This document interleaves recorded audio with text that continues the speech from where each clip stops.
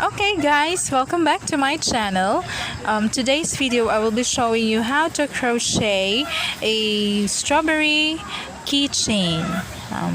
Please click subscribe and click the notification bell below, and please don't forget to leave a comment after you watch the video. Okay, hope you enjoy watching this tutorial. Alright, so these are the materials I am now using. I used Monaco brand of yarn in shade 28 and a crochet hook 4.0 mm and scissor, and then a yarn needle. Now let's begin our project. First thing to do is to make a magic ring. Then chain 3, 1, 2, 3. Then make a double crochet, yarn over once, then insert the hook on the ring, then pull over twice. So that is a double crochet. Then after that, chain 1 and repeat the process. Yarn over, insert the hook, pull over the yarn twice. Okay, so now we have 2 pairs of double crochet. Okay, so this is what we're doing now. Continue double crochet, then chain 1.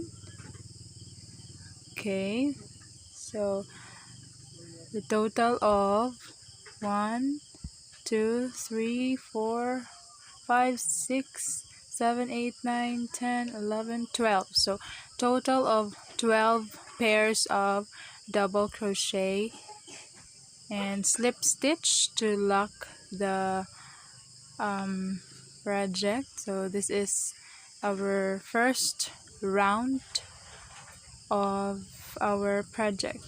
Then cut, then lock it.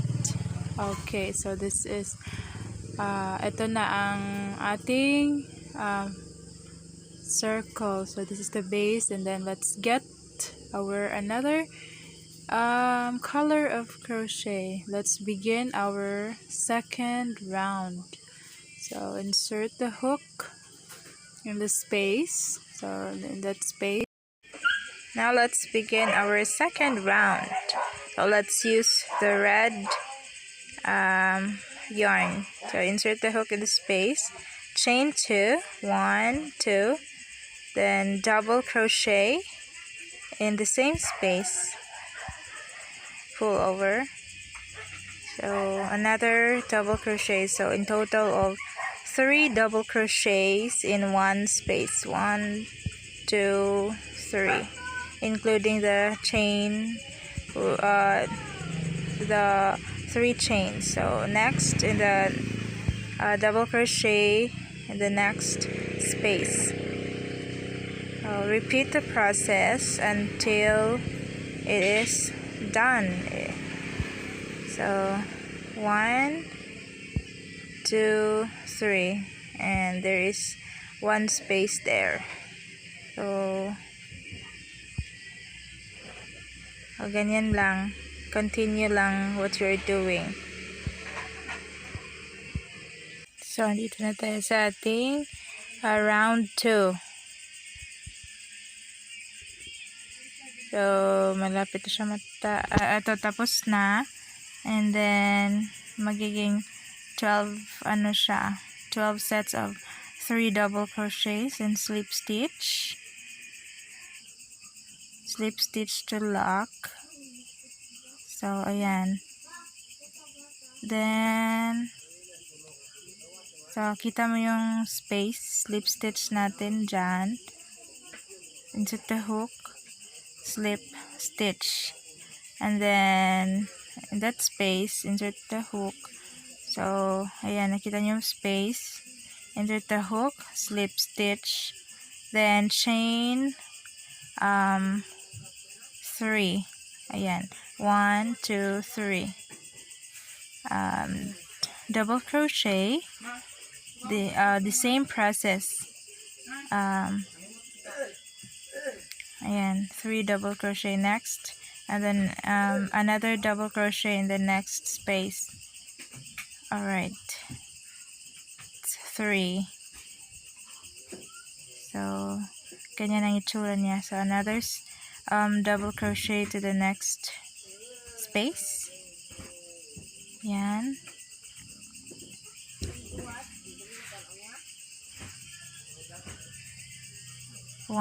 So 1, 2, 3, 4. So in this round, and round 3, so magiging 10 sets of 3 double crochets. So in round 2, there are 12 sets. So in round 3, magka-decrease tayo. So 1, 2, 3, 4, 5. So may space siya, so dapat itong dalawang to skip natin. So yan, imbis na dyan natin ipasok yung hook, so sa next space natin ipasok. Ayan. Okay. Ayan na. 1, 2, 3, 4, 5. So tapos ang 5, may space dyan, dapat skip natin. So slip stitch sa ating nasimulan kanina. Slip stitch natin para malak natin ang round na ito. So ayan, tingnan natin. Ganyan na yung itsura niya. Ito ang round 3. So magiging ganyan siya. May 5 back to back. Ngayon guys, nasa round 6 na tayo. Nagka-decrease siya, so nagiging 3 na lang yung So total of 6 pairs of 3 double crochets. Ayan.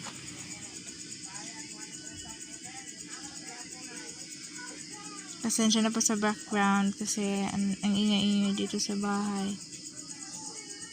Sa mga neighbors namin.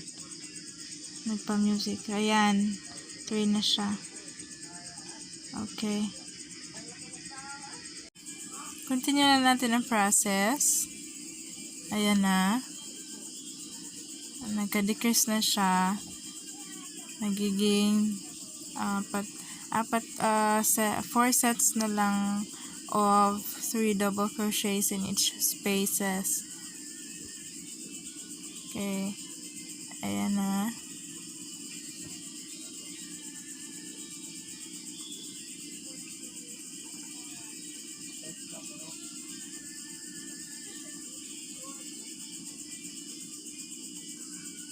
Ayan, dalawa sa front, tsaka dalawa din sa back. Slip stitch to lock this round. Paulit-ulit lang process na to, basta in every round you have to decrease. Ayun, sa last round na tayo. Ayan, so isa na lang sa back, tsaka isa din sa front. So magiging 2 sets of 3 double crochets. Ayan, nagka-decrease na siya, so naging 1, tapos skip the space, then ayan, so insert the hook in the last space provided, or last space ng ating previous round. Ayan, slip stitch. Okay, slip stitch to lock this round. So ito na ang end ng ating round, and cut and lock. Okay, ganyan na ang itsura ng ating ganyan na siya. Let's grab our yarn needle. Insert the yarn in the needle's eye. Ayan. I-lock na natin.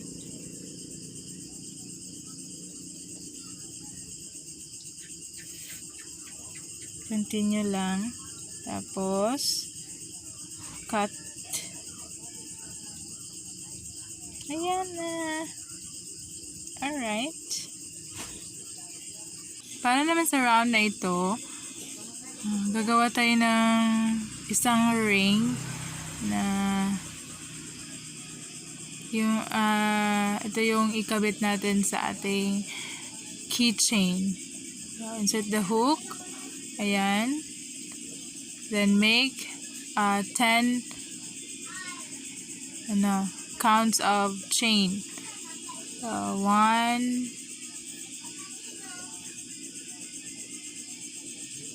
2, 3, 4, 5, 6, 7, 8, 9, 10. Ayan na ang ating ring. Sa ating 10 chains. So, insert na natin dyan. Para magiging ring na siya. Slip stitch. Ayan. Slip stitch. Slip stitch again. Then, cut. Ayan. Magiging ganyan na siya. Yan natin ang ating yarn needle. Insert the yarn, the needle's eye. Ayan. I-stitch na natin para para ma-sure siya na hindi na siya matatanggal. Tapos ikat na natin. Ayan, tapos na ang ating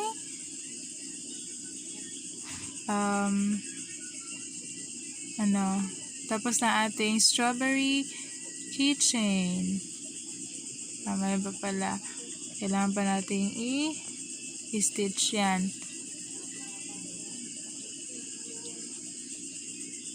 So guys, hope you enjoy watching this tutorial. Ayan guys, tapos na ang ating crocheted strawberry keychain. Don't forget to subscribe.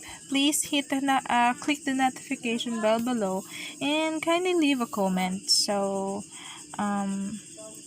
you can ask me or any suggestion, advice, para naman ma-improve ko pa yung mga videos ko na gagawin. And ma-inspire naman ako na gawin ulit yung mga videos na sana maitutulong ako sa inyo, and in return matulungan nyo din ako para ma-improve. So thank you for watching, and until next time, bye!